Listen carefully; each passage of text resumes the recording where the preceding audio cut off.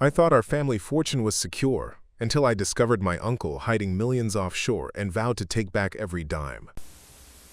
Beginning. The day I found the first offshore account statement was the day my world shifted.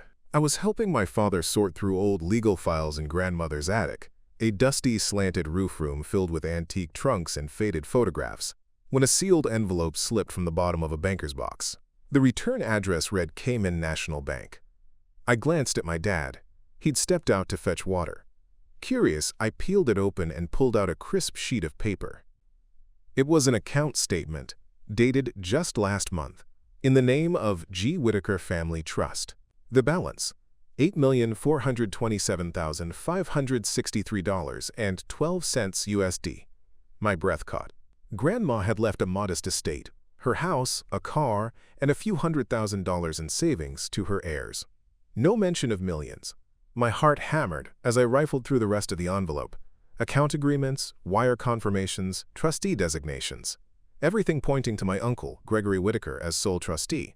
He diverted the bulk of Grandma's inheritance into this hidden trust, shielded by layers of shell corporations and a network of banks across the Caribbean and Europe. I sat down on an old trunk, mind racing. My uncle was always charming at family gatherings, pouring brandy, recounting tales of his globe-trotting business endeavors. But I never suspected he'd orchestrated the greatest loot this family had ever seen. Footsteps on the attic stairs jolted me. My father reappeared, wiping sweat from his forehead. I hid the documents behind my back. "Everything okay?" he asked. "Just uncovered some old bank statements," I lied, stuffing the envelope into my jacket pocket. "Just scanning for Grandpa's life insurance policy." He nodded, oblivious, and descended. I watched his sagging shoulders as he left the attic. Weight of age making every step slow. Below, our family legacy was being plundered, and I had no idea how deep the heist ran. That evening, I sat at my desk, illuminated by a single desk lamp, scanning the Cayman statement. I cross-referenced Grandma's will. She'd stipulated equal inheritance for her 3 grandchildren, my brother, my cousin, and me, after Dad and son of my uncle served as trustees. But Gregory's trust paperwork bore only his signature. Grandma's attorney had vanished after her funeral, and no one noticed the divergence until now. My chest tightened. How many siblings and cousins had been shortchanged? How many college tuitions, medical bills, business startups had faltered because the money never arrived? I closed my eyes, envisioning my family's dreams stolen. I made a decision. I would reclaim every penny Grandma entrusted. The path would be treacherous. Uncle Greg wielded power, wealth, and connections. He'd created a labyrinth of legal barriers. But I had something he underestimated: righteous fury and unwavering determination. I reached for my phone and texted my best friend Elena, "Meet me at the cafe tomorrow. Urgent." Then I opened my laptop and began drafting a plan. Identify all shell companies, trace account beneficiaries, gather evidence, consult forensic accountants, and, when the time was right, expose Gregory and recover Grandma's fortune. Sleep eluded me. I dreamed of digital ledgers and hidden vaults, of courtroom battles and global manhunts. When dawn broke, I steeled myself. The first step: gather proof without tipping off Uncle Greg. Update 1. The next morning, I arrived at the Café Marisol before dawn. Its neon sign buzzed quietly, and the place smelled of freshly ground beans. Elena already sat in our usual corner behind tall windows, notebook open, eyes alert. "Elena, I got your text. What's going on?" I slid the Cayman statement across the table and opened my laptop to display a second document. A corporate registration showing Whitaker Holdings Limited, Incorporated in the British Virgin Islands. Me, Uncle Gregory hid Grandma's inheritance here and here. Elena's brows rose. $8 million in a shell company on top? He's playing dirty. I nodded. And that's just one account. I found wire confirmations to banks in Switzerland, Singapore, and Luxembourg. She whistled softly. We need a map of this network. Entity names, jurisdictions, account numbers. Then a forensic expert to follow the money. Me. Agreed. I called my friend Ravi. He's a forensic accountant. He can help identify the true beneficiaries. Elena. Good. Meanwhile, we need to secure the original will and trust documents. Does Dad have them? I grimaced. Grandma's attorney vanished after her death. The only copies are with Uncle Greg or hidden in her estate file at the law firm. Elena tapped her pen. We'll stealthily retrieve them. I know someone at Parker & Sons. Jake, he owes me a favor. Me? Perfect. But first, let's set up a secure channel. I handed her a USB drive for all digital evidence. No traces back to us. She smiled, impressed. You're serious? Gathering intel. Over the next 2 days, we executed our plan. I met Ravi at his office on the 42nd floor of a glass tower downtown. He wore a crisp suit and studied the documents I handed him. Ravi, this is an elaborate web. Shell addresses in post boxes, nominee directors, multiple layered trusts. But with enough cross-referencing, I can pinpoint the real cash flow. He tapped away, pulling up a flowchart on his monitor. See here, the funds funnel through Whitaker Holdings, then to a private family trust in Zug, Switzerland. From there, smaller disbursements to luxury real estate holdings in Miami and London. My stomach tightened. He converted Grandma's cash into illiquid assets, harder to reclaim. Ravi, we'll need bank subpoenas and cooperation from foreign authorities. It'll take time, but the law is on your side. I thanked him and left with fresh resolve. Meanwhile, Elena arranged for Jake to access Grandma's closed file. He called late that night. Jake, quietly. They keep the original will in a safety deposit. I'll get you a copy tomorrow. Me. Be careful, no paper trails. He promised, and I felt the first thrill of progress. That evening, as I walked to my car, my phone buzzed with an unknown number. Stop digging or you'll regret it. My blood ran cold. The sender ID glitched. A spoofed number. Someone in Gregory's sphere knew. Elena and I met at my apartment later, barricading the door. Elena, this isn't idle chatter. He's watching. Me. We can't stop now. She nodded, steely. We'll tighten security. Burner phones, encrypted messages. I exhaled. I'll also warn Dad and perhaps Grandma's nurse to stay alert. Elena placed a hand on my shoulder. We've started something big, but we'll see it through. First, legal moves. With Ravi's preliminary report and Jake's copied will, I scheduled a meeting with our family's longtime attorney, Ms. Morales. Her office smelled of books and jasmine. I leveled with her quickly. Me. Uncle Gregory absconded with Grandma's estate. We have offshore statements in Grandma's will. We need to file a trust dispute in probate court, and perhaps a civil fraud suit. She leaned back. This is high stakes. Your uncle will fight tooth and nail. But with solid documents, we can freeze those assets in court pending litigation. Me, excellent. Let's prepare the petition. Ms. Morales outlined the steps. Emergency motion for asset freeze. Service on foreign jurisdictions via Hague Convention. Simultaneous filing in multiple courts. It sounded like warfare, but necessary to reclaim the stolen nest egg. That night, I stood on my balcony looking at city lights. The inheritance heist that my uncle had orchestrated would now unravel, layer by layer, through legal pressure, forensic accounting, and raw determination. I thought of Grandma's gentle wisdom. Family protects family. My uncle betrayed hers. Now I would reverse the heist. Tomorrow, I would file the motion that unleashed this battle. Tomorrow, our quest to reclaim every dime truly begins. Update 2. The following morning, I arrived at Morales and Bernstein before sunrise. My phone vibrated with a new message from an unknown number. You're meddling in dangerous waters. Back off. I swiped away the threat and steeled myself. Inside, Ms. Morales and I pored over the final drafts of the emergency motion. Ms. Morales, this will go to probate court today. We'll ask Judge Alvarez to freeze all known assets tied to Whitaker Holdings and related entities. Me. Let's do it. By 10 a.m., Morales and Bernstein's paralegal filed the ex parte motion for asset restraint, complete with Grandma Parker's original will, naming the Whitaker Trust, forensic report tracing funds from Whitaker Holdings to Swiss and Cayman accounts, verified copies of the Cayman statement, declaration from me as interested beneficiary and guardian of Mom's finances. Judge Alvarez signed the order that afternoon. The clerk emailed a scanned copy. Assets of Whitaker Holdings Limited, Family Trust, and associated shell companies are hereby frozen until further order of this court. I exhaled, feeling the first tangible victory. That evening, Gregory called. His number flashed on my cell. My stomach nodded. Did he know? Me. Calm. Hello, Uncle Greg. Gregory, icy. I see you filed a motion. Bold. Me. We're honoring Grandma's wishes. Gregory, you'll regret this. You can't undo what I've already spent. He hung up. I turned my phone off and left it in a far drawer. Elena arrived, determination etched on her face. Elena, you okay? Me. He knows and he's angry. She nodded. Next step, serve him papers overseas and build our case. 2 days later, I sat in Ms. Morales' office when her paralegal buzzed in. Paralegal, Ms. Morales, we received Mr. Whitaker's counsel's letter.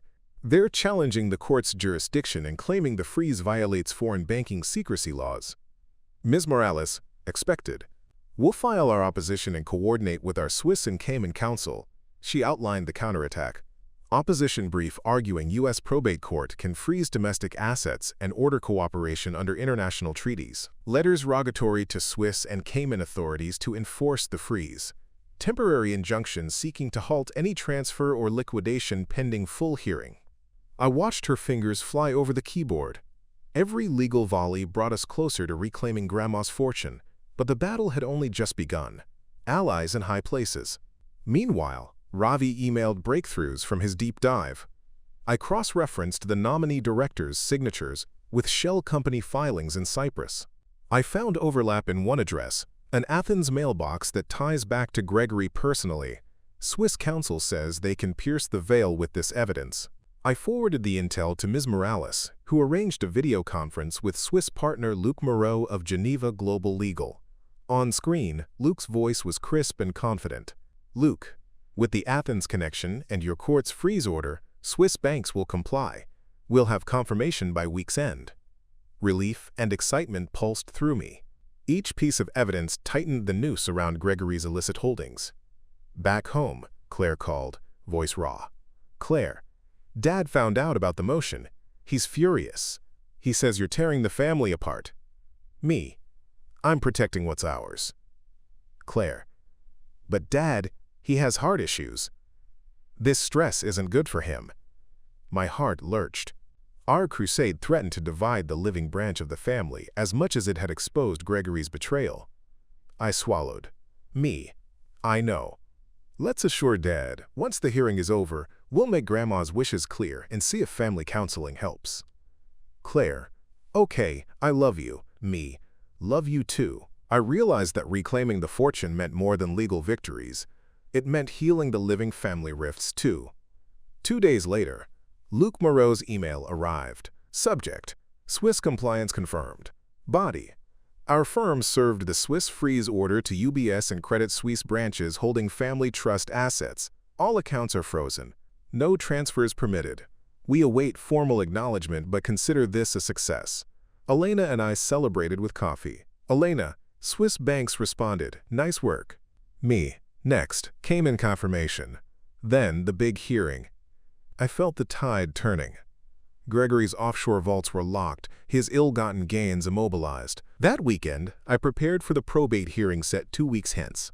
I drafted my testimony, my role as guardian of Mom's finances, the discovery of the offshore accounts, evidence of shell networks, impact on beneficiaries, and Grandma's intent. I practiced in front of Elena, who played the judge. We refined clarity and tone, righteous yet respectful. Meanwhile, Claire and I arranged for Dad's local attorney to attend the hearing, showing that our immediate family endorsed the action. As I closed my notebook, I reflected on how far we'd come, from dusty attic discovery, through clandestine intel gathering, to legal maneuvers that spanned continents. Courtroom warfare loomed ahead, and with it, the final reckoning to reclaim Grandma's legacy. Update 3. The morning of the probate hearing dawned gray and drizzling, an ominous backdrop for what felt like a family execution. I arrived at the county courthouse accompanied by Ms. Morales, Dad's local attorney, and my trusted friend Elena. Claire, pale but determined, joined us under the neoclassical portico. Inside, the large courtroom buzzed with onlookers, family members, media, and a handful of legal observers. Gregory sat flanked by his attorney, Mr. Baines, looking uncharacteristically subdued. The judge, Judge Alvarez, presided again, her stern but fair reputation preceding her. Mr. Baines rose first, casting a glance at me as he addressed the bench. Mr. Baines, Your Honor, the petitioners seek to upend years of estate planning by freezing and repurposing assets legally directed to Gregory Whitaker as trustee. Our client has acted within the letter of the law, managing his sister's estate responsibly and investing prudently. We ask the court to dissolve the asset freeze and dismiss the petition. He sat, posture rigid. I heard Claire's breath hitch. Ms. Morales then stood, her calm confidence filling the courtroom. Ms. Morales, Your Honor, the evidence demonstrates clear breach of fiduciary duty by Mr. Whitaker. He diverted the majority of his late mother's estate into offshore trusts, depriving rightful beneficiaries, his nieces and nephew, of their inheritance. We have presented forensic reports, the Cayman statement, will and trust instruments, and witness testimony regarding Grandma's intent. We ask this court to uphold its freeze order and remove Gregory as trustee. She returned to her seat. I glanced at Dad, whose knuckles turned white on the bench rail. Mom sat in the gallery, frail but attentive, holding Claire's hand. Forensic accountant's testimony. Judge Alvarez called Ravi Chandrasekhar, the forensic accountant, to the stand. He confirmed every step of his analysis. Ravi, I traced flows from Whitaker Holdings Limited through shell entities in Cyprus, Luxembourg, and into accounts under nominee names. The end result. Grandma's estate, valued at approximately $10 million, was nearly entirely held offshore. Only a fraction remained in domestic accounts. He displayed a flowchart on the courtroom monitor. Lines of cash crossing oceans, node after node, leading back to Gregory's control. A murmur rippled through the spectators. Judge, Mr. Chandrasekhar, was there legitimate business purpose for these transfers? Ravi, no documentation shows no investment strategy or beneficiary distribution. It was purely concealment. The weight of his testimony settled on the opposing counsel. I felt clarity wash over me. We had the evidence, now it was up to the court. Witness of Grandma's intent. Next, I and Claire provided testimony. I spoke first, my voice steady. Me. When I discovered the Cayman statement in Grandma's attic, I knew something was wrong. Grandma wanted her estate to support her grandchildren equally. She was meticulous in drafting her will to prevent monopoly by any one heir. I held up a framed copy of Grandma's 2018 letter requesting an annuity and fairness. Claire followed, describing her fear-driven withdrawals. Claire, I panicked when Mom's medical bills grew. I never intended to steal, but I did. I'm ashamed, and I've repaid every cent. But what Uncle Gregory did, he robbed us all. Claire's tears glistened in the gallery light as Judge Alvarez nodded sympathetically. Even Baines looked momentarily taken aback. Defense and rebuttal. Mr. Baines rose again for Gregory's defense. Mr. Baines, Your Honor, Gregory Whitaker acted as a dutiful trustee, safeguarding his mother's assets from mismanagement. Offshore trusts are standard for estate planning and tax efficiency. The petitioners have not demonstrated ill intent or misappropriation. They simply disagree with the strategy. He paced, then addressed me. Mr. Baines, Ms. Reynolds, did you seek your grandmother's permission for this lawsuit before filing? I met his gaze. Yes. I read her letters. I know her wishes. He frowned, but sat down. After brief closing arguments from both sides, Judge Alvarez prepared her ruling. The courtroom held its breath. Judge Alvarez, I have reviewed the evidence, the testimony, and the relevant law. I find that Mr. Whitaker breached his fiduciary duty by diverting assets in a manner inconsistent with the decedent's expressed intent. The asset freeze shall remain in effect. Furthermore, Mr. Whitaker is hereby removed as trustee, and I appoint Ms. Reynolds and Ms. Parker, Claire, as successor co-trustees. Gregory Whitaker shall account for all trust assets within 30 days. A collective gasp filled the room. Gregory's jaw clenched, but he said nothing. I felt Claire's hand tighten around mine. Dad exhaled in relief, and Mom smiled gratefully from the gallery. Judge Alvarez, this court also authorizes the immediate repatriation of remaining domestic assets and the initiation of international cooperation for frozen funds. This matter is adjourned. A flurry of rustling papers and whispered congratulations ensued as the gavel fell. Aftermath in the hallway. In the hallway, reporters swarmed, seeking comments. I steered our family into a quiet conference room. Aunt Marlene, flown in last minute, enveloped Mom in a hug. I hugged Claire, tears in my eyes. Mom, weakly, "Thank you, my girls." Claire, "We did it for you, Grandma." Me.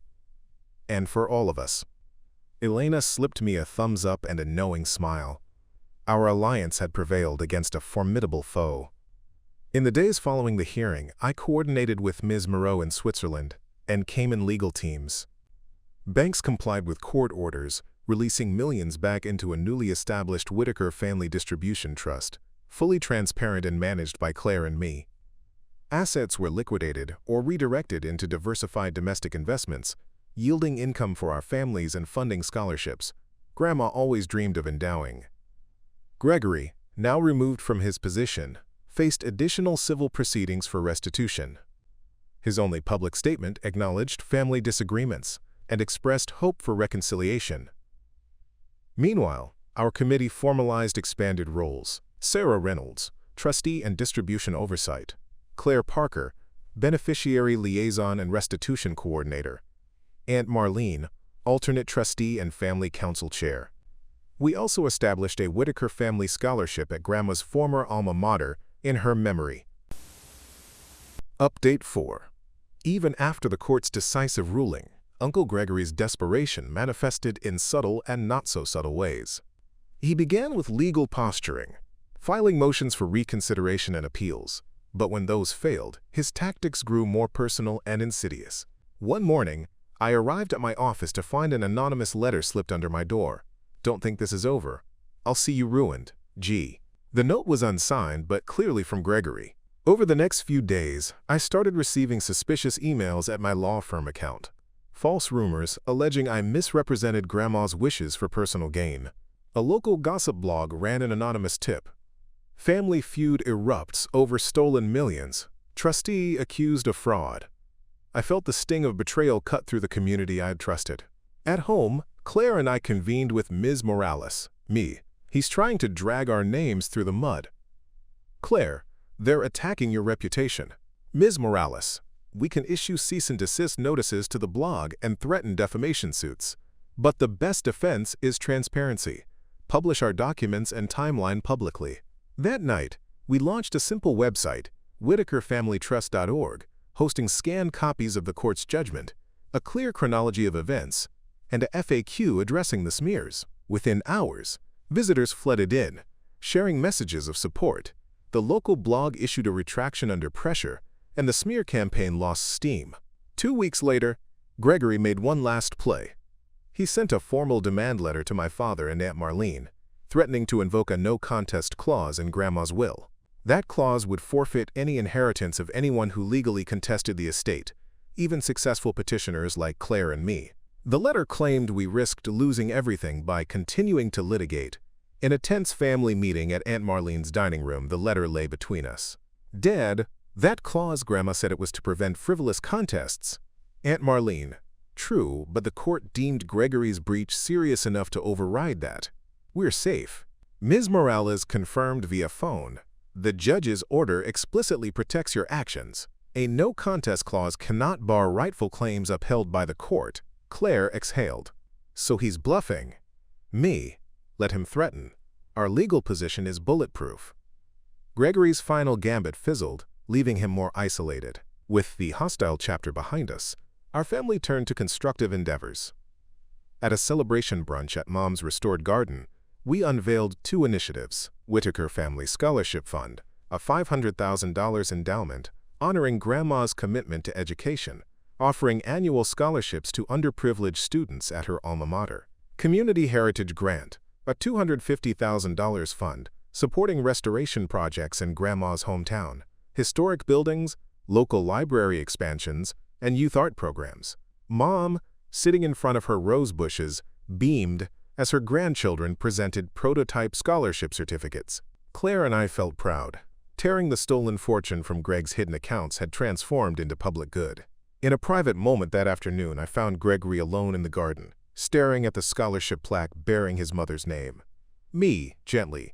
Uncle Greg. He turned, eyes red-rimmed. You've made her proud. Me. You could have joined us. We offered to share the trustee role, to work together. He shook his head. I got lost. Greed. Fear. I'm sorry, Sarah. I exhaled. I hope one day you find your way back to family. He stared at the rose bushes. Maybe I will. As the sun set on the garden party, I surveyed our family, Dad telling stories to the twins, Aunt Marlene guiding neighbors through the heritage exhibit, Claire laughing with Mom over lemonade. The fortune reclaimed had become a catalyst for unity, not division. Update 5. A month after the garden celebration, life settled into a new rhythm. The trusts were fully repatriated, the scholarship fund launched, and the heritage grant in motion. Yet one day brought an unexpected development, a letter from Marina DuPont, a senior partner at Geneva Global Legal. Dear Ms. Reynolds, it has come to my attention that one offshore shell entity, Banyan Ventures Limited, remains unaddressed. Our investigation indicates that Gregory transferred personal assets there post-hearing, likely to hide a bonus deposit. In the interest of full restitution, I have secured a preservation order from the Swiss courts and will move to repatriate those funds unless instructed otherwise by the family committee. Sincerely, Marina DuPont, Esquire. My pulse quickened. Despite Gregory's removal, he'd made one last covert transfer. Marina's proactive intervention confirmed that our network of allies still watched our back and that the fight wasn't over until every cent was reclaimed. I called Claire and Aunt Marlene immediately. We convened by video call, documents arrayed on our screens. Me. Gregory tried to slip additional funds away, but Marina's preservation order will freeze Banyan Ventures' Swiss account. Claire. Thank goodness for her. Marlene. We'll petition our court to extend the freeze order to that entity as well. Within 48 hours, our legal teams filed the supplementary motion in probate court and coordinated with Swiss counsel to enforce the preservation order. 2 weeks later, word came that Banyan's assets were secured and that Gregory had quietly resigned from the Family Trust's advisory board, his reputation in tatters. He withdrew from public view, issuing a brief apology email to family members. I recognize the harm I caused. I will cooperate fully to return any remaining funds and hope to rebuild trust over time. He never asked for forgiveness directly, but his retreat signaled the end of hostilities, and perhaps a door left ajar for reconciliation. That autumn, the first Whitaker family scholarships were awarded. We gathered in the university's old chapel, Grandma's alma mater, for a small ceremony. 3 bright students stepped forward. Amina Hassan, first in her family to attend college. Luis Ramirez, a talented artist from the local high school. Jia Chen, aspiring engineer and community tutor. Claire and I handed them envelopes with congratulatory letters and scholarship checks. As the students spoke gratefully, mentioning how this support would change their lives, I felt Grandma's spirit in every word. The stolen fortune was now empowering futures, her true legacy realized. Back at Mom's home one crisp evening, I found Claire tending to the roses behind the house, Grandma's favorite spot. I joined her, settling onto the garden bench. Me. Look how far we've come. She smiled thoughtfully, from hidden statements in an attic to a scholarship changing lives. We lapsed into comfortable silence, the air fragrant with blossoms. Then she glanced at me, gratitude shining. Claire, thank you for doing this with me, for trusting me even when I betrayed Grandma's wishes. I took her hand. Family isn't about perfection. It's about standing together when it matters most. Final reflections. That night I sat alone in the study, reviewing the journey from discovery to restitution. Unearthing the heist. A sealed envelope in Grandma's attic revealed offshore accounts and a betrayal of family trust. Covert investigation. With Elena, Ravi, Jake, and international counsel, we mapped the network of shell companies and secured legal allies. Legal showdown. Courtroom battles froze assets, removed Gregory as trustee, and appointed rightful co-trustees. Family healing. Through open communication, restitution, and a formal committee, we reconciled sibling rifts and honored Grandma's intent.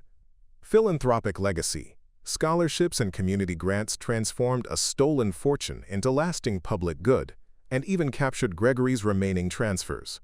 I thought of Grandma Parker, meticulous, generous, wise, and felt her pride in our triumph not just over greed, but for forging a legacy of unity and service. My uncle's heist had threatened to fracture our family forever, but our determination rebuilt it stronger, with a foundation of transparency, accountability, and love. In the end, every hidden account exposed, every asset frozen, and every restitution plan signed reaffirmed a simple truth. Money taken can fuel dreams or damage lives.